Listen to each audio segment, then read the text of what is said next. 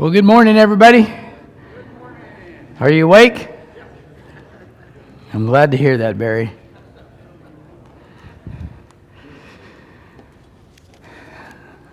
So we've kind of had a busy week.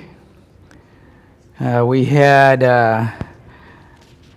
asked everybody to deliver welcome bags, and then we had our open arms banquet last night. So I want to just start off with those two things real quick. I don't know how many of you all were here for the open arms banquet, but yes. So would you all be willing to share any of your experiences? Now, we didn't have as big a crowd as we expected because of the rain. I think that was a big part of it. So there was one guy that came, and I've just gone blank on his name. Well, he walked all the way from 691 to Grand Central Station in the rain so he could come. So, no, we didn't make him walk all the way back. We took him back to where he lived, where he was staying. So, but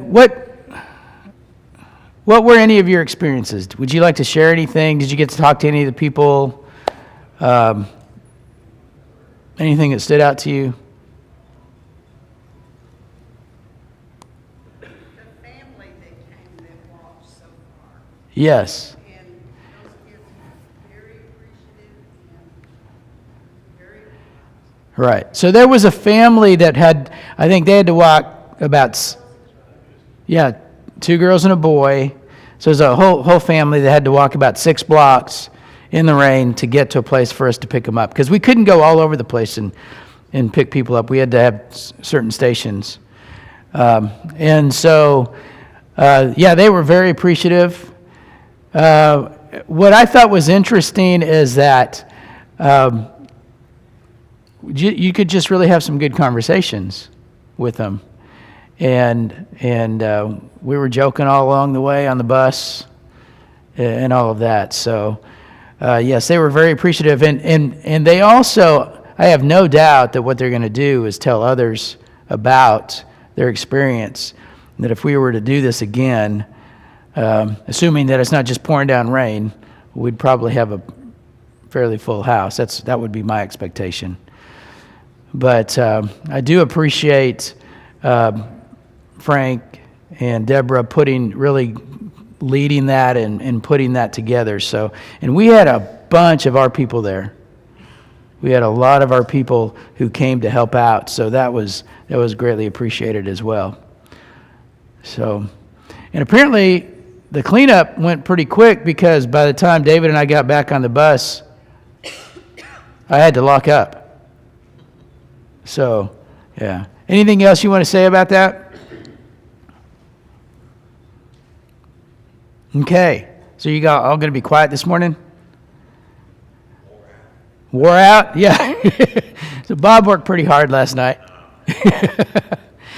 So, yes. It was better for me than I think for even the homeless people. Yeah. It's more for me than it did, I even think for them. Yeah, I think you're right. It meant a lot to them, but it was a blessing to us as well. And so I think that's true. It's true. We also did welcome bags this past week. How many of y'all took any welcome bags? Okay, a bunch of you. Did you deliver your welcome bags? Yes? You did? Okay, so tell me how your experiences were. I went to 2 residences, no one was there. Mm-hmm. I left them on the doorstep, and one of them had a camera, I guess it when it Yeah. Mm-hmm. first bell, and then no one came, so I went up to it again and left my name and told them what we were here. Uh-huh. Then the third bag I went to was out in the country. It did not look like it was a new house or new people Right. in the area. It sat way back, and it was fenced and gated, so I didn't leave it. Mm-hmm. I talked to Bob about that. Sure. Okay. All right. How about the rest of you? Yes. Number two, first one we went to, back off here not too far from here, in one of the housing developments over there. And a young man eventually came to the door, and come to find out, he used to go to church there. Oh, is that right? When he was younger, he remembered Joe Ed Byrd and Mm-hmm. all that sort of stuff. And he acted nice and talked like he would like to come back and bring his, I took it to be his wife to see where he went to church and all that sort of thing. Okay. The other one, there was, we rang the doorbell, but no one answered, so we just left. Okay. So basically what you guys were saying is that you found somebody that apparently went to church here a long, long time ago. And then you had a house that no one answered. You had some that didn't answer as well, and one that you had to bring back. Okay.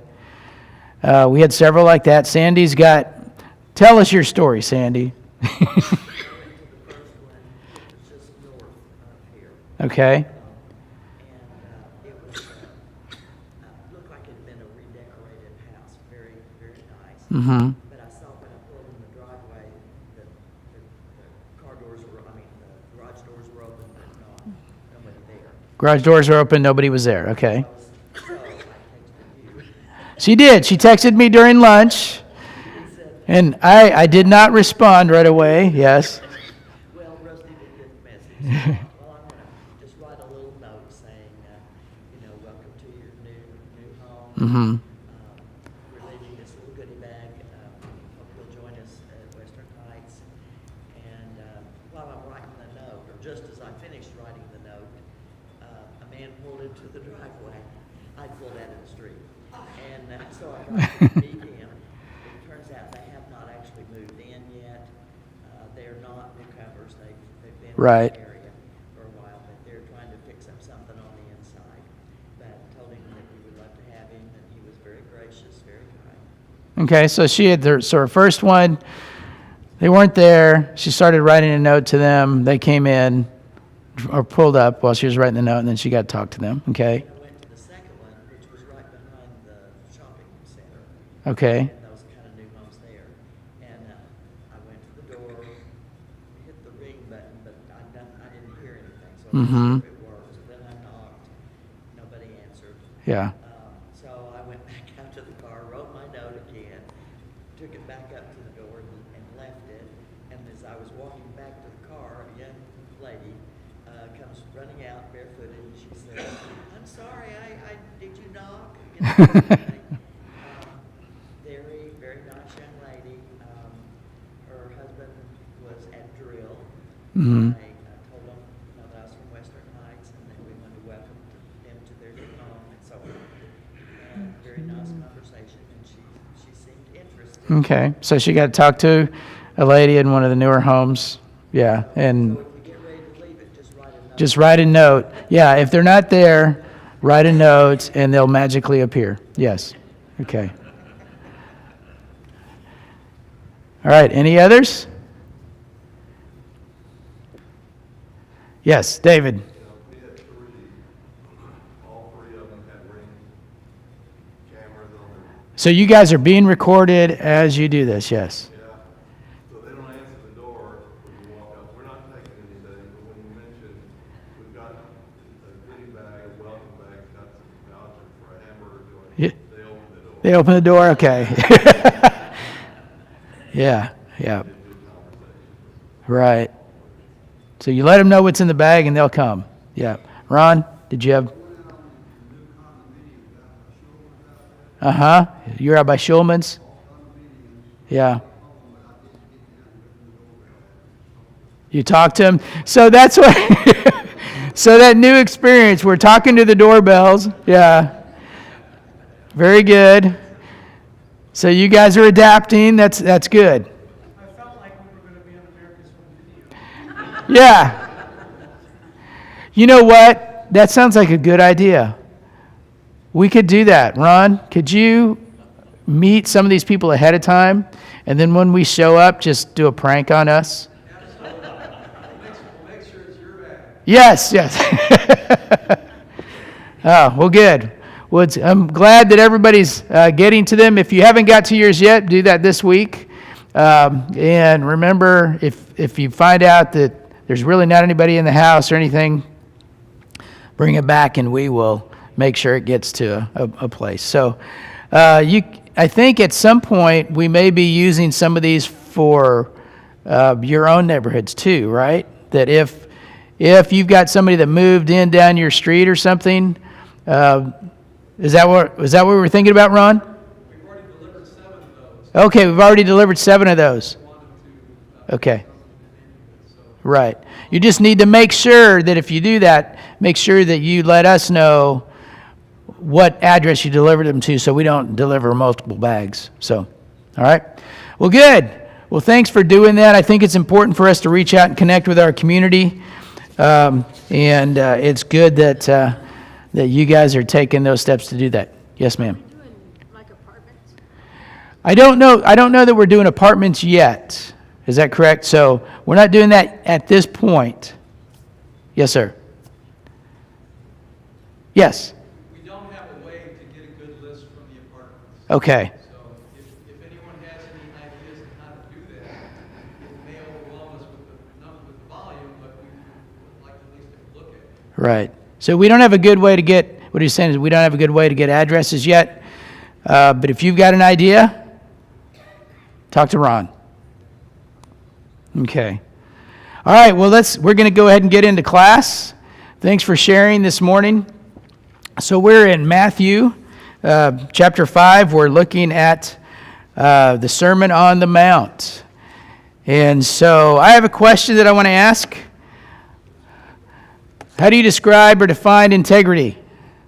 When you think of integrity, what is it that you think about? Benny? Well, that was one of the statements in the Air Force. It's do the right thing when no one else is looking. Do the right thing when no one else is looking. Okay? Is that it? Good? She agrees? Yes? Carriana agrees? All right. I mean, it shows that even when it's hard, and even when it's something that you can get away with, you won't. Right. So even when it's hard, and it might be something you can get away with, then you won't get away with it because you have too much integrity to. You yourself will. Yeah. Yes, you hold yourself accountable. Right.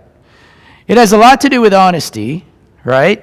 Somebody who is truthful that others can trust. When they say what they say they're going to do, they'll do it.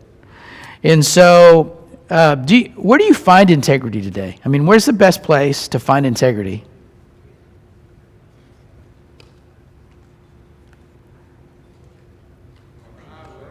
Where? On the highway? They give a signal when they change lanes, even though there may not be a car there. You're supposed to. Uh-huh. Well, most people basically follow the rules, right? I mean, We ran through a stop sign this week. but there are a lot of people that don't, obviously. So I guess you could say you might find integrity a lot on the highway. I mean, most of the time people stay on their side of the road. Most of the time they stay in their lane. Rusty, I seem to find integrity more in our rural towns and things like that than I do anywhere in the cities. Okay. Like if the farmers, late people like that, I mean, they're by themselves most of the time. So they, most of the time, they're doing the right thing, even though it's hard. Okay. So Chad's saying that integrity is probably easier found in the country than in the cities. Maybe that may be true. Yeah. Yes, ma'am. I think it's going to be found in church. In church? Of their relationship with God and, doing to others. Mm-hmm. And have them doing to us. So I think there are a lot of examples. Okay. People of integrity in the Bible, but also in the church. Right. Okay, so she's saying that in church, there's a lot of integrity that you'd find in church. Now, the reality is that anywhere you look, you're going to find some integrity, and you may find a lot of people that don't have integrity. So we may think of politics as a place where there's no integrity. And yet, I bet there are some politicians that have a lot of integrity. You just might not feel like there's very many of them. Now, in church, you may feel like there's a lot of integrity, and yet we know the horror stories of some of the churches, of some of the things that have happened where there's been no integrity at all. So just because somebody claims to be a Christian doesn't mean that they're going to be a person of integrity. Now, we should be. This should be the place where people should be able to see that all of us have integrity. So that's basically what we're talking about today when we get into this next passage, where Jesus says, "Again, you have heard that it was said to the people long ago, 'Do not break your oath, but keep the oaths you have made to the Lord.' But I tell you, do not swear at all, either by heaven, for it is God's throne, or by the earth, for it is his footstool, or by Jerusalem, for it is the city of the great king. And do not swear by your head, for you cannot make even one hair white or black. Simply let your yes be yes and your no, no. Anything beyond this comes from the evil one." So what are your thoughts? What are your first thoughts when you read this?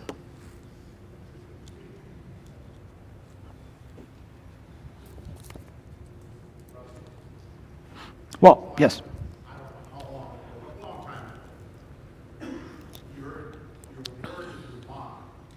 Your word is your bond, okay?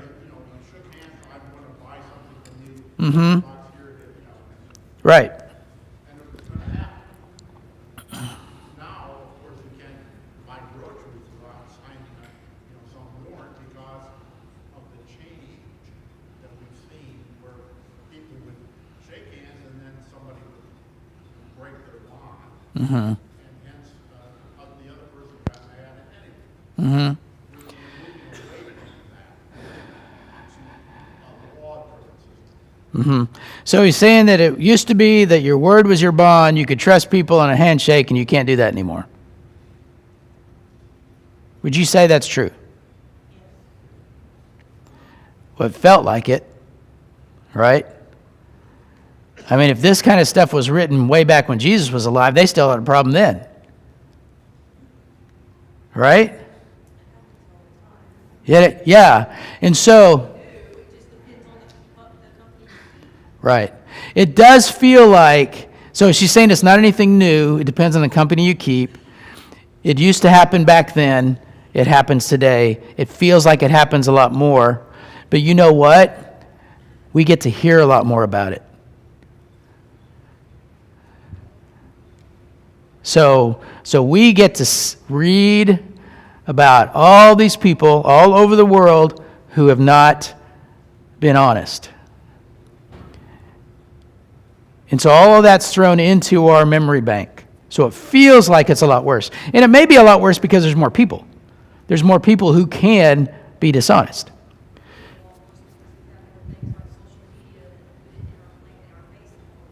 Oh, yeah. People who might have had property that they were working hard against to not be dishonest. And then it's in their social media, and because it's slow fade, it doesn't happen overnight. Mm-hmm. And so it just takes one small step in one direction, one little thing that you've done to create mistrust in your own self, and you walk down that path without even recognizing you're doing it. Mm-hmm. So correct me if I'm not quoting you properly, but so we see it in social media. Sometimes we take something at face value, but we haven't checked it out maybe.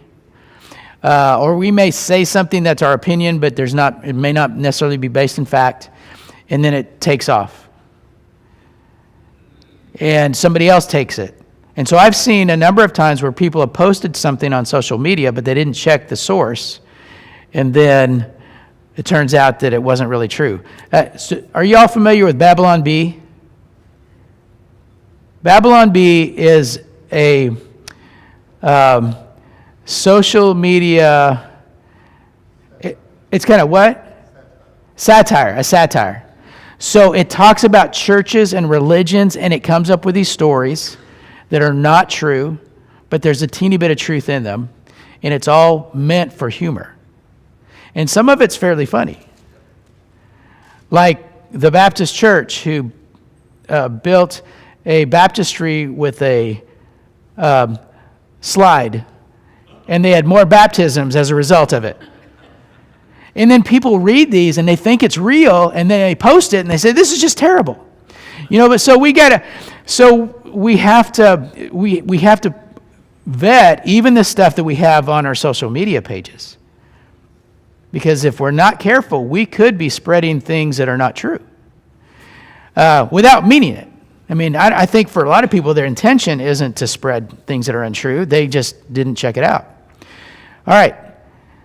So here he's talking about breaking oaths. Now, in the Old Testament, there are some passages that talk about oaths. In Leviticus 19, it says, do not swear falsely by my name, so profane the name of the Lord, I am, or the name of your God, for I am the Lord. So what's the point?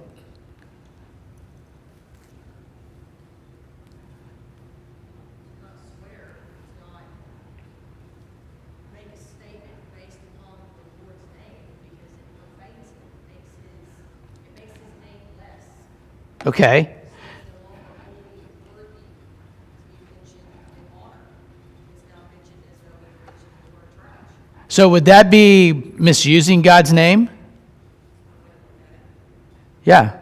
Okay. Yes. It says, do not swear falsely, do not tell a lie, and then say, it's by God. Right. You're blah, blah, blah, and this is by God. Okay. And isn't that what that's saying? Yeah. So yeah, specifically it's saying don't swear falsely by my name. So don't say I am swearing by God that this is a true fact when it's not. Because when you do that, you are misusing God's name. And what is the Ten Commandments? That's one of the Ten Commandments. Don't misuse his name, right? So is it saying don't swear? He's not saying that. But if you do, especially if you use his name, you better be careful. Well, there's actually more than just the two I'm going to bring up, but here's another. If you make a vow to the Lord, your God, do not be slow to pay it, for the Lord your God will certainly demand it of you, and you will be guilty of sin. But if you refrain from making a vow, you will not be guilty. Whatever your lips utter, you must be sure to do, because you made your vow freely to the Lord your God with your mouth. So what's the point here? Honor your vows. Okay? Was somebody else saying something? Keep your word. Yeah. Now, this is speaking specifically about keeping your word to God, right?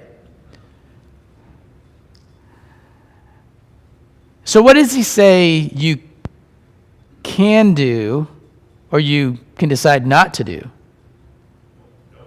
Don't make the vow. Don't make the vow. If you're not going to keep the vow, don't make the vow. So don't make the vow to the Lord. Because if you make the vow and you don't keep the vow, then it is sin. Now, if you remember what we were talking about last week, we were talking about, or the last couple weeks, talking about adultery and divorce. And remember how we talked about the importance of the covenant? We focus on the sexual sin specifically when we talk about those things. But what we miss sight of is the covenant that's been made. And if you look at the Old Testament, you realize when God refers to the people breaking their covenant with him, he refers to it as adultery. This kind of feeds into that. If we make a vow, but we don't remain true to that vow, then what are we doing? That's sinful. Now, can you get yourself into trouble by making vows? Do you remember any stories in the Bible where that happened? Jephthah in Judges. So he asks God to give him victory in this battle. He says the first thing that comes out of his house, he's going to dedicate to God and put it on the altar. And the first thing that comes out after he wins the battle is his daughter. And so it indicates that he kills his daughter. Do you think God was happy with that? I wouldn't think so. I mean, he didn't ask him to kill his daughter, and yet, but that was the vow that Jephthah made. So in his mind, he's got to follow through with it. I wonder what would have happened if Jephthah would have gone to God and said, would you allow me to handle this differently? I don't know what God would have done. I would think, this is just me personally thinking, that he would have probably honored that prayer. Because I don't think he wants us to sacrifice each other on the altar. He didn't want, one of the problems with the kings of Israel especially, was that they would offer their sons and daughters on the altar. And that was something that I think it's Isaiah or Jeremiah says, that didn't even come to my mind. So, Did not God know that his daughter was going to come out first? Well, at maybe. I think you could make that argument. I don't know what Jephthah was expecting. God may have already known. So what are you suggesting? saying that God knew who was coming out next. So whose responsibility is it to deal with this? Is it God's responsibility or is it Jephthah's? Yeah. Perhaps telling a vow that open-ended vow he did not know he was So we often do things that create situations for us that it makes it very difficult for us to solve. It puts us in a quandary, right? But a lot of the things that happen in our lives that are problems for us are based upon our own decisions. And there are consequences to those. Yes? I'm thinking about Ananias and Sapphira. Yeah. The Bible doesn't tell us they made a vow. But they weren't honest, right? So Ananias and Sapphira in the New Testament, where they say they've sold some land and that all of the money is going, that they are given to the disciples, but what they did was they kept part of it back, and so they're being dishonest, and as a result, they lost their lives for it, right? In fact, they were being told that they were trying to be dishonest with the Holy Spirit. So there is, I think it's important to realize that one, in the Bible, when things happen, and it's based upon decisions that people make, and if God does not intervene to change it for them, it doesn't mean that God approves of what they've done. It means that God allows us to suffer the consequences for our decisions. There's always consequences. It doesn't mean that he doesn't love us anymore. It doesn't mean that he won't forgive us of things. But when we make decisions that we haven't really thought through, and we make promises that we don't mean to keep, there are going to be consequences. And so when you go back to what Jesus is talking about, he's saying, don't do that. Now, look at what he says. He says, but I tell you, do not swear at all, either by heaven, for it is God's throne, or by earth, for it is his footstool, or by Jerusalem, for it is the city of the great king. Why? What is he saying with those phrases? Why not swear by those things? Who do they belong to? They belong to God, yeah.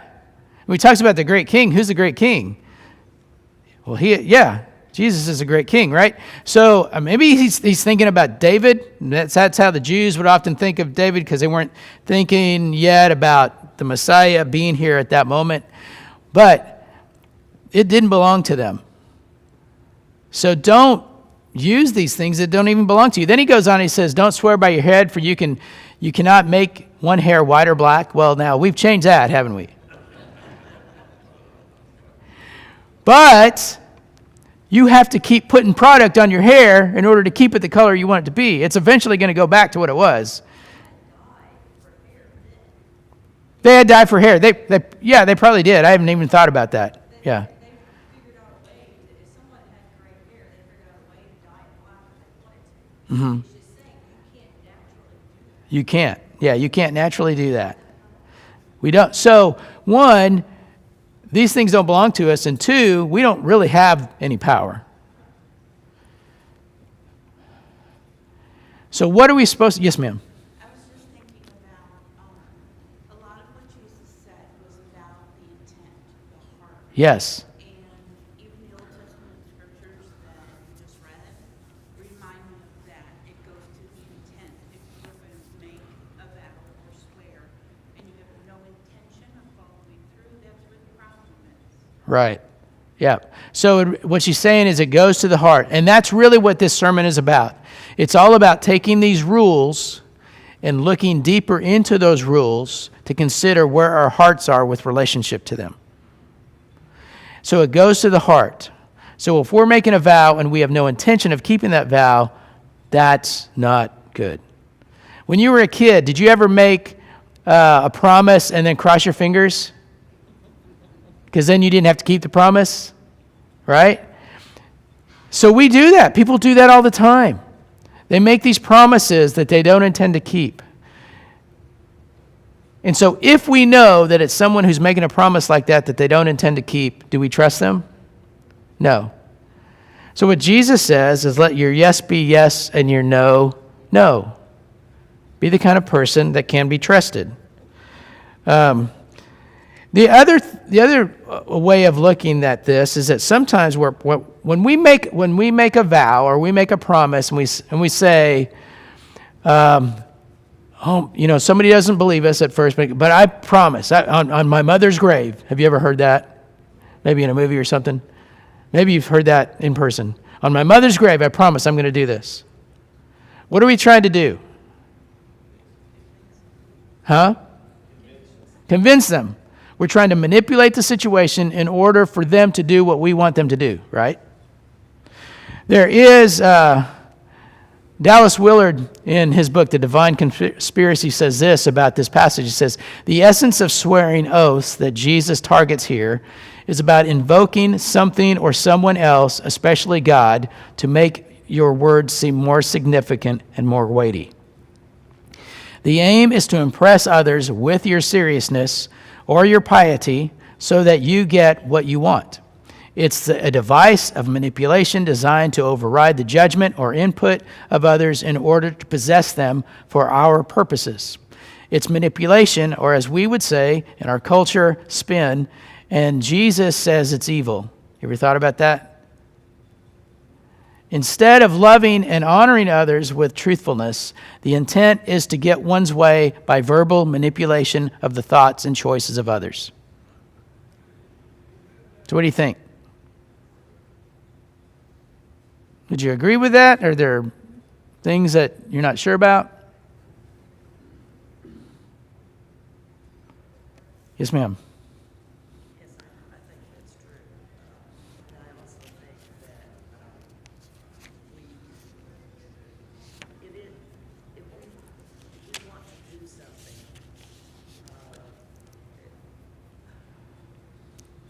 it's between us and God. You don't need to tell everybody, I vowed I'm going to do this. Mm-hmm. So that ties into the other things about, like, make your prayers in secret, don't spread it around. Make it between you and God, and then you better mean it. Mm-hmm. So Sandy's saying make it between you and God and then mean it. We don't have to necessarily tell everybody. Kiriana, were you getting ready to say something? I was just going to say that it's a pretty fair assessment. Okay. I mean, we see it all the time where people don't keep their words. They claim they're going to do something. They swear on this, they swear on that. Yeah. I mean, my 9-year-old does it. Mom, I swear I'll clean my room. I know full well it's not going to Right.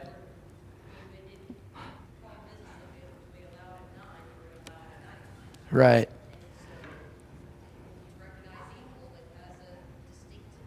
Yeah. We learn early. So Carrie Ann is saying we learn early to do these things. I swear I'm going to clean my room, and then you know that your kid's not going to clean their room. But if we allow it when they're young, they're going to do it when they're older. There's one thing about parenting, is that you can make boundaries as a parent when they're younger, and you can determine what the consequences are for your kid. And if you don't have boundaries and you don't have consequences for certain actions, and you decide not to do that and you be too permissive, when they become older, somebody else will enforce the consequences and you will have no control over it. So those are things that we've got to take into consideration. The passage is about integrity. We need to have integrity that runs deep enough that nothing we can say or swear would add anything to our yes or our no. I've shared with you, Randy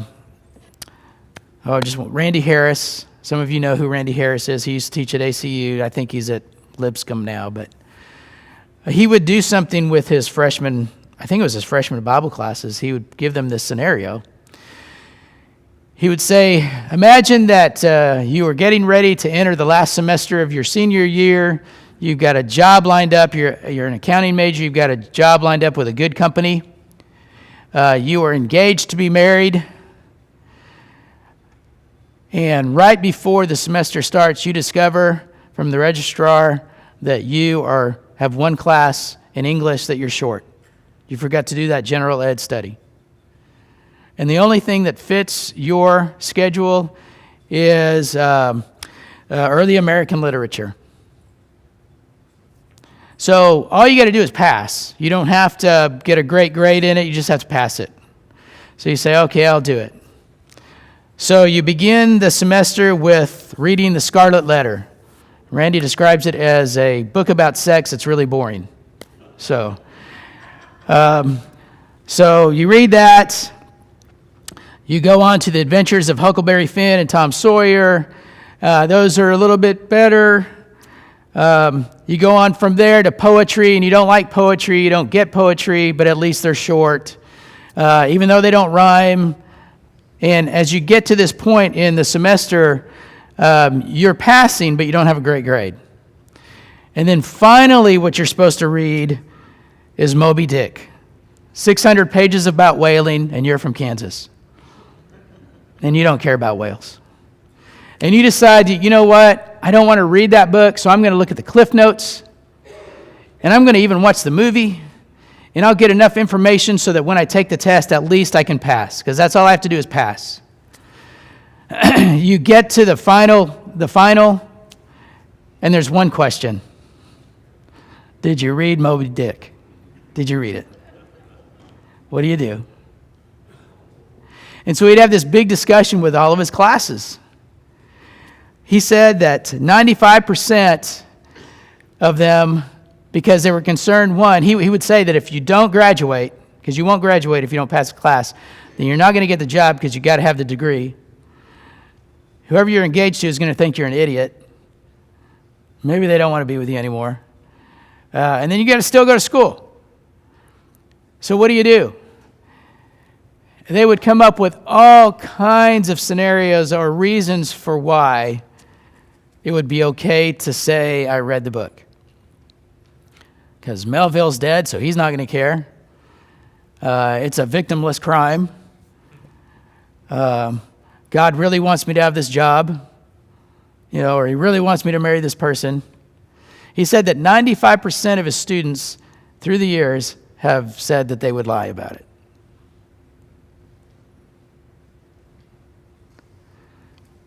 So what do? Are you honest or are you not? Back to integrity again. Say that again. Integrity is the only thing you have to give up. Yeah. Right. That's true. If you can give up your integrity, but it can't be taken from you. You always have a choice, right? I think it was Albert Einstein who said, whoever is careless with the truth in small matters cannot be trusted with important affairs. Now, this presents problems for us when we talk about integrity and truthfulness. Because, and Jesus wasn't addressing this. This is not what he was talking about. But have you ever found yourself in a lie that you felt you had to say and it was good to do? Could you ever lie and it be the right thing to do? Yes. I'll give this one example. Okay. When my wife first came down with her dementia, Mm-hmm. I took several courses about the dementia. And many of these courses mentioned what they call constructive lying. Okay. The example they gave is your dementia patient here says, "Where's Mama?" And you know Mama's been dead for 50 years. Yeah. If you tell her Mama's been dead, she's all upset. Mm-hmm. Tell her Mom's outside hanging clothes on the line, she's not upset, she's happy about it. In 5 minutes, she totally forgets. Right. And I couldn't really call that lying when I looked at it, Yeah. because you're doing it for the benefit of the person Mm-hmm. trying to know, So, being upset. yeah, so he's talking about when his wife had dementia and he learned about constructive lying, which is if she asked, "Where's Mom?" and Mom has been dead for a long time, rather than saying, "You know what, she's dead," you say, "She's outside," or "She's not here right now." Now, that's a lie. But you'd say that for the benefit of the other person. God doesn't speak to that specifically, but that makes sense. Yeah. Yes, ma'am. I think the other side of this is not only the lying, but how you justify your actions. Well, I can justify my actions. That's the point. Yeah. They said integrity is one of the only things that can be taken from you. You can Right. say, if you're trying to justify your actions because of the lie, then how far are you willing to go? Right. It's just straight up not right. Right. So that's why this gets to the heart, because we can justify anything we want to. I am not advocating that you just go ahead and lie and justify it. But there have been times, another example would be those who hid the Jews during World War II, and they lied about it. Was that the right thing to do, or was that the wrong thing to do? They saved lives. It makes sense that that was the right thing to do. Rahab, what did she do? She lied about the Israelites that were the spies that were there. She's held up as a great example of faith for that event. But we have to be really, really careful, because it goes back to the heart, and we can justify anything. I don't think we can use those examples to say that we can lie, and I meant for it to be a good thing, when it really wasn't. I mean, we can fool ourselves all day long. Yes, sir. Wasn't it Jesus that said, "I am the truth, and the truth will set you free"? Yeah, Jesus is the truth will set you free. So that goes back to, so we need to be people of integrity. We need to be people who tell the truth. Our yes is yes and our no is no. That's the way we need to live our lives, because that's where we usually are. We are not typically in situations where we have to lie to save someone's life. Okay? All right, we need to stop. Went just a little over. So we'll move on next week. Thank you for being here. Have a great day.